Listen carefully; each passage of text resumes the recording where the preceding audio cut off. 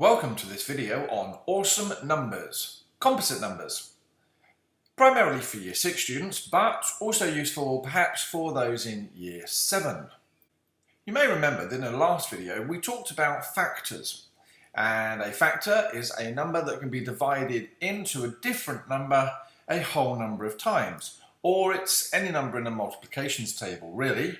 So as a recap, if I had the number 20, for example, and I wanted to find the factors, we would look at drawing this horseshoe, or we'd look at factor pairs. So we'd have 1 and 20, 2 and 10, and 4 and 5. We would now know that we have all of our factors because 4 and 5 are close together. There are no numbers in between, and we could draw our horseshoe and list the factors of 20 as being 1, 2, 4, 5, 10, and 20. Yay! Right? So that was a recap of the previous. And just to recap, the number 1 will divide in a whole number of times 20, 2 divides in, 4 divides in, 5 divides in, etc. So those are all of our factors. We also found out that there were such things as prime numbers. Using the sieve of Eratosthenes, we found out that there were numbers such as 2, 3, 5, 7, 11, 13, etc. which didn't have lots of factors. In fact, each of these numbers only had 2.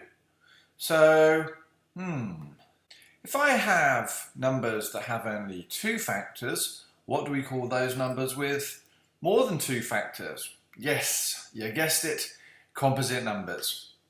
Any number that has 3 or more factors is called a composite number. Okay, so if I look at the number 2, for example, we know that that has the factors 1 and 2. If we look at the number 3, that has the factors 1 and 3. If we look at 4, it has the factors 1, 2 and 4. Number 5 has the factors 1 and 5.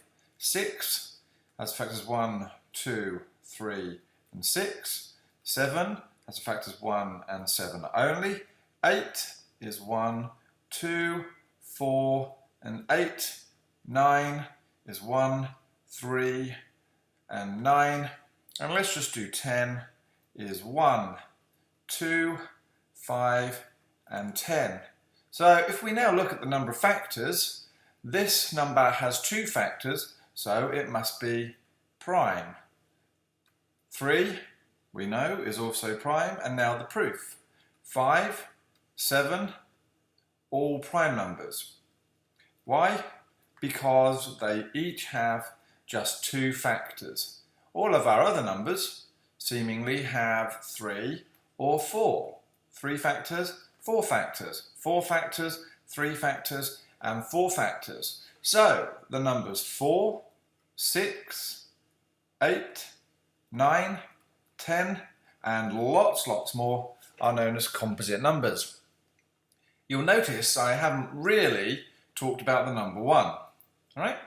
1 isn't a composite number in the same way that it isn't prime, and maybe now you'll understand what I mean by that 1 has some interesting qualities, but it also doesn't fit a lot of rules that we use in mathematics. It's just one of those amazingly unique numbers.